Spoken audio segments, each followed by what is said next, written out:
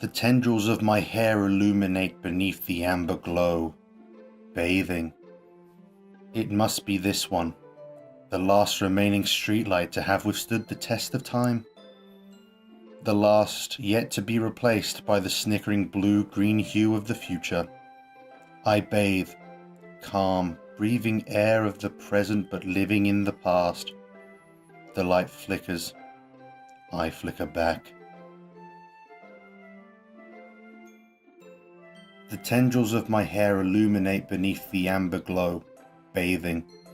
In the distance, a blue-green light flickers. A lone figure crosses its path, a silhouette obstructing the eerie glow. My heart pounds. The silhouette grows, closer, closer. I open my umbrella, casting a shadow to shield me from visibility. But I am too late. He steps into the streetlight. I gasp and drop my umbrella. The light flickers, my heart pounds. He raises his arm. Time stops. The only indication of movement is the amber light flickering against his outstretched arm. The flickering light is in rhythm with the pounding of my heart. Teasing me for succumbing to this forbidden emotion. Have you ever heard of a ghost feeling warmth before? Giving up on understanding, I laugh. Understanding is overrated. I touch his hand. The flickering stops. Ghosts are blue-green. My heart is amber.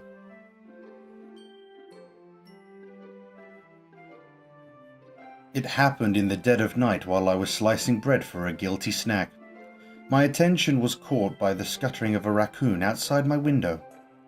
This was, I believe, the first time I noticed my strange tendencies as an unordinary human. I gave the raccoon a piece of bread, my subconscious well aware of the consequences. Well aware that a raccoon that is fed will always come back for more. The enticing beauty of my cutting knife was the symptom. The bread, my hungry curiosity. The raccoon, an urge. The moon increments its phase and reflects that much more light off my cutting knife. The very same light that glistens in the eyes of my raccoon friend. I slice the bread, fresh and soft. The raccoon becomes excited. Or perhaps I'm merely projecting my emotions onto the newly satisfied animal. The raccoon has taken to following me.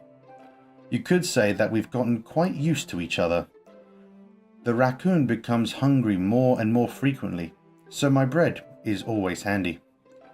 Every time I brandish my cutting knife, the raccoon shows me its excitement. A rush of blood, classic Pavlovian conditioning. I slice the bread, and I feed myself again. A marvelous millions of years in the making, where the womb of Earth chaotically meets the surface. Under a clear blue sky, an expanse of bliss, but beneath grey rolling clouds, an endless enigma.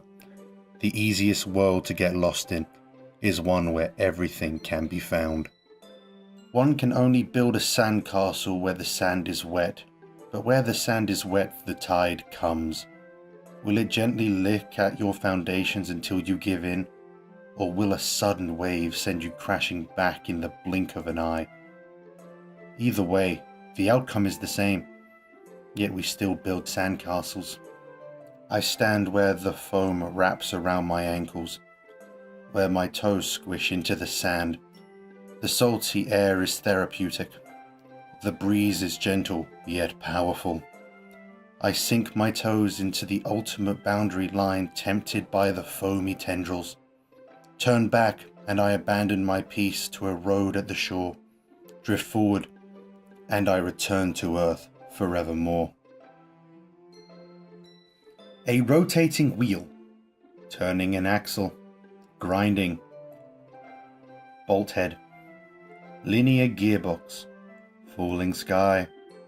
7 holy stakes. A docked ship. A portal to another world. A thin rope tied to a thick rope. A torn harness. Parabolic gearbox.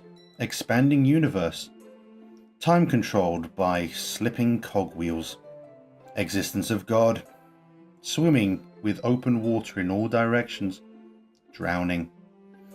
A prayer written in blood, a prayer written in time-devouring snakes with human eyes, a thread connecting all living human eyes, a kaleidoscope of holy stakes, exponential gearbox, a sky of exploding stars, God disproving the existence of God, a wheel rotating in 6 dimensions, 40 gears and a ticking clock, a clock that ticks 1 second for every rotation of the planet, a clock that ticks 40 times every time it ticks every second time, a bolthead of holy stakes tied to the existence of a docked ship to another world, a kaleidoscope of blood written in clocks, a time-devouring prayer connecting a sky of 40 gears and open human eyes in all directions.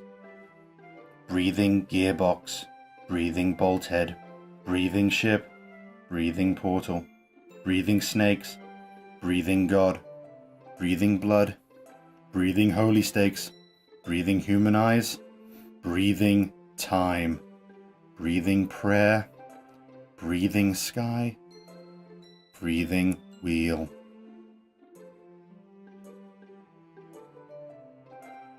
Fresh blood seeps through the line, parting her skin and slowly colors her breast red.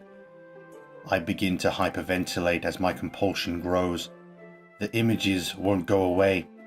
Images of me driving the knife into her flesh continuously, fucking her body with the blade, making a mess of her. My head starts going crazy as my thoughts start to return. Shooting pain assaults my mind along with my thoughts. This is disgusting. Absolutely disgusting. How can I ever let myself think these things? It is unmistakable. The lust continues to linger through my veins. An ache in my muscles stems from the unreleased tension experienced by my entire body. Her third eye is drawing me closer.